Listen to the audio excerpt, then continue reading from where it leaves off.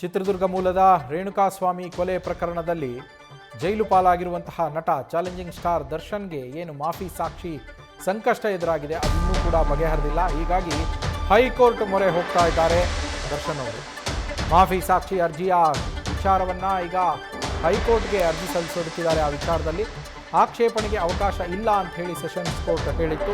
Sessions court ಆದೇಶವನ್ನು ಪ್ರಶ್ನಿಸಿ ಇದೀಗ ಹೈಕೋರ್ಟ್ಗೆ ಮೇಲ್ಮನವಿಯನ್ನು ಅರ್ಜಿಯನ್ನು ಸಲ್ಲಿಸೋದಕ್ಕೆ ಮುಂದಾಗಿದ್ದಾರೆ ದರ್ಶನ್ ಪರ ವಕೀಲರು.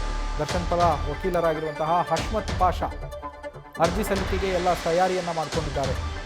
ಬೆಳಗ್ಗೆ 11:30ರ ಸುಮಾರಿಗೆ ಹೈಕೋರ್ಟ್ಗೆ ಅರ್ಜಿಯನ್ನು ಸಲ್ಲಿಸುವ ನಿರೀಕ್ಷೆ ಇರುವಂಥದ್ದು. ರೇಣುಕಾಸ್ವಾಮಿ ಕೊಲೆ ಕೇಸ್ನಲ್ಲಿ ಪ್ರದೋಷ್ ನಾನು ಮಾಫಿ ಸಾಕ್ಷಿ ಆಗ್ತೇನೆ ಅಂತ ಹೇಳಿ ಏನು ಅರ್ಜಿಯನ್ನು ಸಲ್ಲಿಸಿದ್ದಾನೆ, ಆತ ಈ ಕೊಲೆ ಕೇಸ್ನಲ್ಲಿ ಆತನೂ ಒಬ್ಬ ಆರೋಪಿ.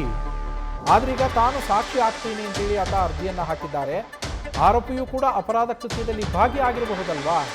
ಇದಕ್ಕೆ ಇತರೆ ಆರೋಪಿಗಳ ಅಭಿಪ್ರಾಯವನ್ನು ಕೂಡ ಕೇಳಬೇಕು. ಯಾಕೆಂದರೆ ಇವರು ಒಂದು ವೇಳೆ ಅಪರಾಧಿ ಕೃತ್ಯದಲ್ಲಿ ಇವರದ ಪಾತ್ರ ಏನಿದೆ, ಇವರ ಪಾಲೇನಿದೆ, ಅದೇ ರೀತಿಯಲ್ಲಿ ನಾನು ಮಾಫಿ ಸಾಕ್ಷಿ ಆಗ್ತೀನಿ ಅಂತ ಹೇಳ್ತಾ ಇರುವ ಆರೋಪಿಯ ಪಾತ್ರವೂ ಇರುತ್ತೆ, ಆತನ ಪಾಲು ಅಷ್ಟೇ ಇರುತ್ತೆ. ಹಾಗಾಗಿ ಇತರೆ ಆರೋಪಿಗಳಿಗೂ ನೀವು ಈ ಅಭಿಪ್ರಾಯವನ್ನು ಕೇಳಬೇಕಲ್ವಾ ಅನ್ನೋದು ಇವರ ವಾದ, ದರ್ಶನ್ ಪರ ವಕೀಲರ ವಾದ. ಆಕ್ಷೇಪಣೆ ಇದ್ದರೆ ಸಲ್ಲಿಸೋದಕ್ಕೆ ಮನವಿ ಮಾಡಲಾಗಿದೆ. ಹೈಕೋರ್ಟ್ಗೆ ಅರ್ಜಿಯನ್ನು ಸಲ್ಲಿಸಲಾಗ್ತಾ ಇದೆ.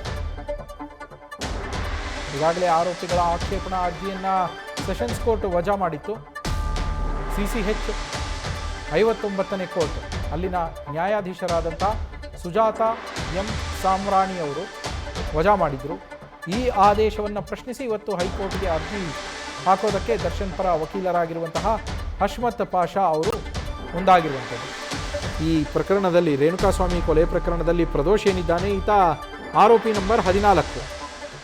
ಆರೋಪಿ ನಂಬರ್ 14 ಆಗಿರುವಂತಹ ಪ್ರದೋಷ್ ಏನಿದ್ದಾನೆ, ಆತ ನಾನು ಮಾಫಿ ಸಾಕ್ಷಿ ಆಗ್ತೇನೆ ಅಂತೇಳಿ ಅರ್ಜಿಯನ್ನು ಸಲ್ಲಿಸಿದ್ದ.